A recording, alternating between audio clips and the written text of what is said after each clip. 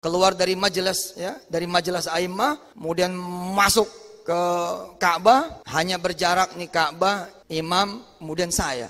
Udah deket banget. Sama yang namanya impian menjadi imam, hanya terhalang oleh satu orang doang. Di situ saya berdoa, Pak Bupati. Saya bilang, ya Allah, mudah-mudahan nih imam pingsan. Kalau pingsan kan saya gantiin, Pak. Wong saya di belakang dia. Ini contoh oknum ulama yang jualan surga buat nimbun harta jamaah, salam akal waras. Penipu kok masih aja dipercaya, kocak.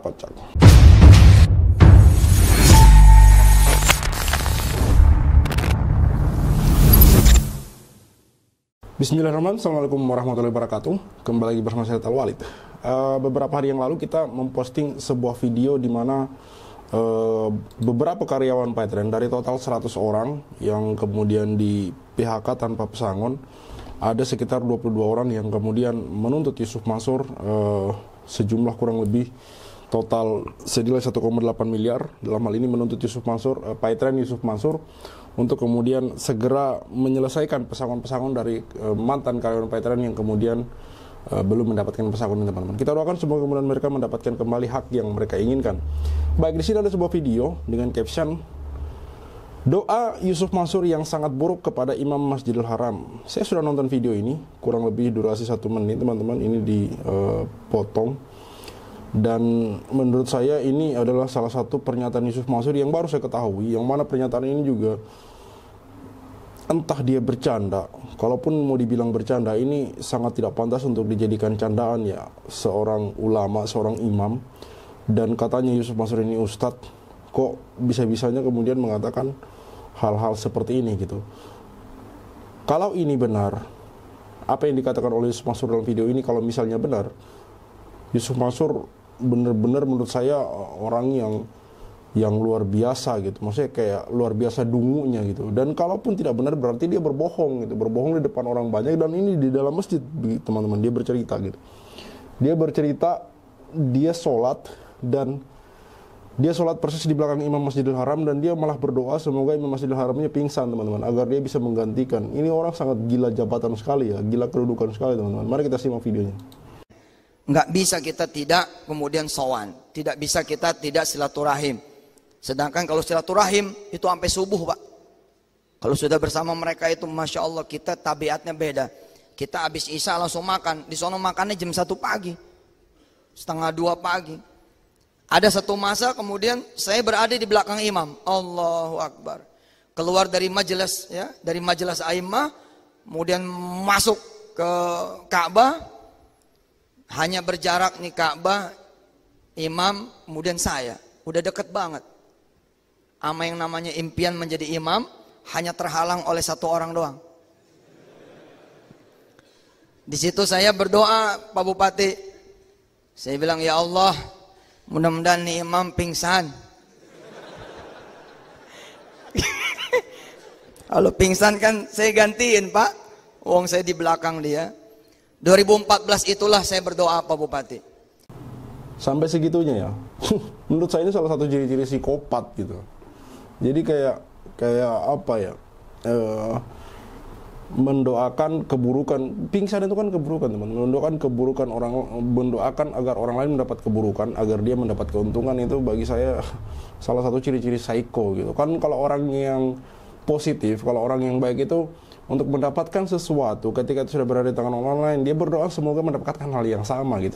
Semoga mendapatkan posisi tersebut di lain waktu, di kesempatan yang baik gitu. Tapi ini dia mendoakan untuk keburukan orang lain demi kebaikannya sendiri gitu, dengan hasrat yang begitu sangat tinggi gitu. Terhalang satu orang gitu. Jadi Imam Masjidil Haram yang ada saat itu bagi dia penghalang gitu. Bahasa yang menurut saya sangat vulgar sekali diperuntukkan oleh seorang ulama besar gitu, sekelas Imam Masjidil Haram. Makanya sekali saya katakan bahwa memang Yusuf Mansur ini tidak pantas dianggap sebagai ustadz gitu, tidak pantas dipanggil ustadz gitu, karena ya omongan-omongan seperti ini gitu. Mari kita bacakan beberapa komentar dari netizen. Teguh Kurniawan 2315, UUD, ujung-ujungnya duit. Halu Sontoloyo, cup. Yusman dari Akmas Aprianto. Sumpah nih, gue kalau ketemu makhluk ini gue jambak mulutnya. Karena jamaahnya ya SDM rendah takut ke ustadz. Apa kata ustadz dianut tanpa cross check sumber lain. Jangan sampai agama digunakan untuk menumpuk harta. Ya Yusuf Mansur doanya jelek betul. Gimana mau manfaat ilmunya, betul sekali. Ini seperti yang saya katakan, buat apa dia itu? Dia ingin jadi imam, demi dia ingin menggantikan imam Masjidil Haram. Dia doakan semoga imam Masjidil Haramnya pingsan gitu. Aneh banget, padahal lagi sholat juga. Sales setan. Kayak sales MLM. Kayak sales MLM. Dia memang MLM salesman. Iya, ya Paitran itu kan bagi saya MLM, teman-teman. Yusuf Mansur ini katanya Ustadz ya.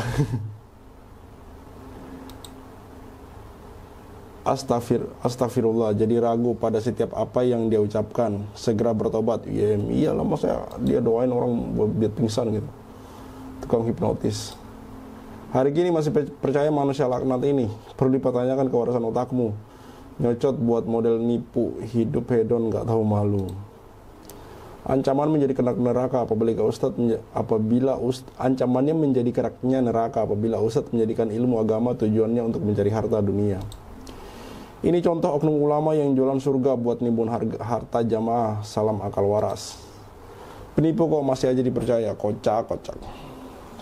Saya rasa sudah sedikit orang yang kemudian percaya sama Yusuf Mansur ini. Hanya pengikut-pengikut fanatisnya yang buta gitu. Sekali lagi saya katakan bahwa orang ini tidak layak dipanggil ustadz gitu. Apalagi kemudian dengan pernyataan-pernyataan yang seperti ini gitu. Dan selalu membuat pernyataan-pernyataan seperti ini kan.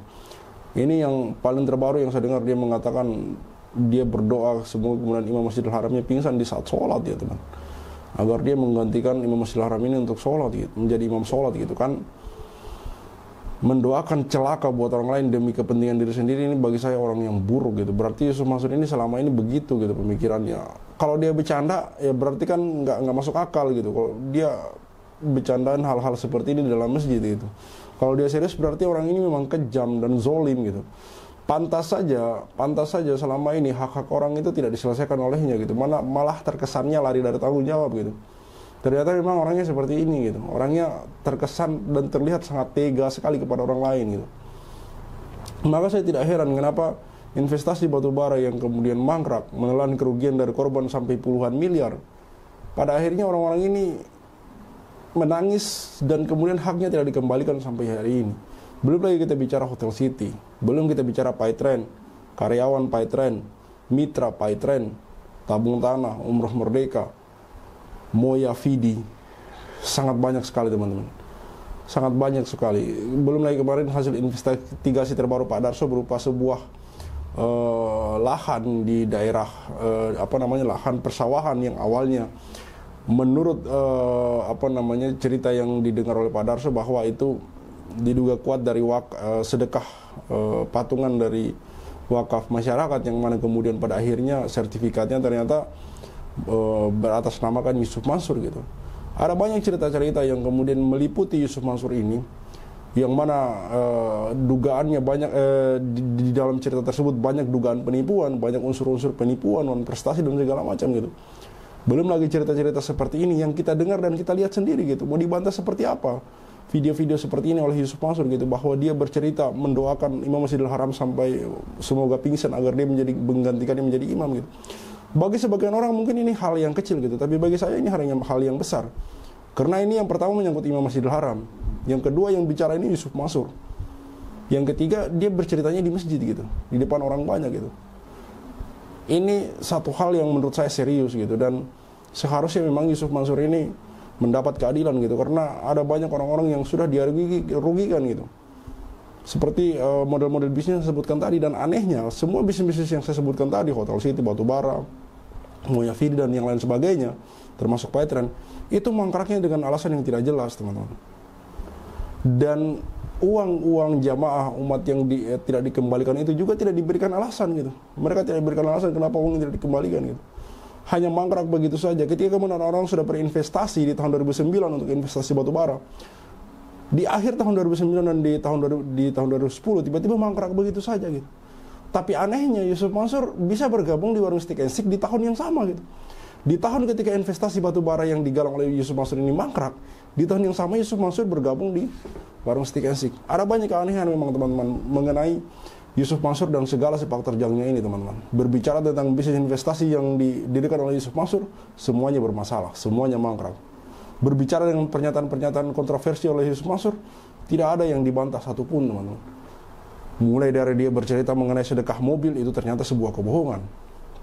Dia bercerita bertemu dengan Rasulullah SAW, dia akhirnya tidak bisa membuktikan itu. Bercerita kemudian menjadi komisaris Grab, ada banyak kebohongan-kebohongan Yusuf Mansur yang akhirnya terbongkar hari ini gitu. Ada banyak kemudian bisnis Yusuf Mansur yang hari ini kemudian masuk di pengadilan memojokkan nama Yusuf Mansur, sehingga dengan jelas kami katakan bahwa orang ini tidak layak dipanggil Ustadz. Dan akan terus kami menyuarakan untuk kemudian memboikot Yusuf Mansur, memboikot semua bisnis-bisnis Yusuf Mansur, dan memboikot warung steak and shake-nya Yusuf Mansur.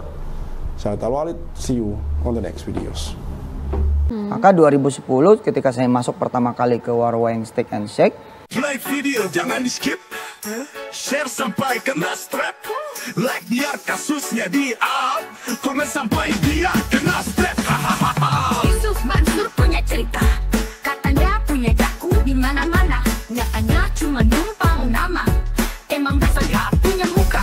Boykot Yusuf Mansur, bikin bisnis batu bara kau bangkrut, bikin aplikasi Paytren kau macet, bikin program umroh merdeka kau mampet, bikin program tabung tanah kau rungkak, bikin program Moya Vidi kau gatot, bikin bisnis hotel city ya bacot, bisnis mandek duitnya dicokot. Boykot Yusuf Mansur. Kalau cari tangga dipikir dulu, ngaku komisaris nyatanya halu. Kalau udah dongeng kayak orang nyabu, ngaku punya pesawat nyatanya malu. Boykot Yusuf Mansur. Maju caleg tapi nggak kepilih. Haha, orang udah pada tahu belangnya, ngakunya gabung di warung steak. Ya udah kita boykot sekalian biar steak. Boykot warung steak. Boykot warung steak. Boykot warung steak. Kok bisa bangun bisnis saat pandemi? Emang duitnya dari mana? Kalau bukan dari bisnis fiksi, ngajak umat kumpul dana cuma buat merana. Boykot warung steak. Joni kok cuma diam kayak bot? Apa sih ujuk bikin lu takut? Takut kebongkar, takut kecokot. Hahaha. Bikin bisnis batu bara kok bangkrut, bikin aplikasi Paytren kok macet, bikin program umroh merdeka kok mampet, bikin program tabung tanah kok rungkak, bikin program Moya Vidi kok gatot, bikin bisnis hotel city ya bacot, semua baik duitnya dicokot. Boykot warung steak. Kalau cerita nggak dipikir dulu, ngaku komisaris Grab nyatanya halu. Kalau udah dongeng kayak orang nyabu, ngaku punya pesawat nyatanya malu. Baju caleg tapi nggak kepilih, haha. Orang udah pada tahu belangnya, ngakunya gabung di warung steak. Ya udah kita boykot sekalian biar steak. Boykot warung steak. Sorry kok cuma diam kayak bot? Apa sih ujuk bikin lu takut? Takut kebongkar, takut kecokot. Bikin bisnis batu bara kok bangkrut, bikin aplikasi Paytren kok macet, bikin program umroh merdeka kok mampet, bikin program tabung tanah kok rungkat, bikin program Moya Vidi kok gatot, bikin bisnis hotel city ya bacot, semua baik duitnya dicokot. Boykot warung steak. Kalau cerita nggak dipikir dulu, ngaku komisaris Grab nyatanya halu. Kalau udah dongeng kayak orang nyabu, ngaku punya pesawat nyatanya malu. Maju caleg tapi nggak kepilih, haha. Orang udah pada tahu belangnya, ngakunya gabung di warung steak. Ya udah kita boykot sekalian biar steak.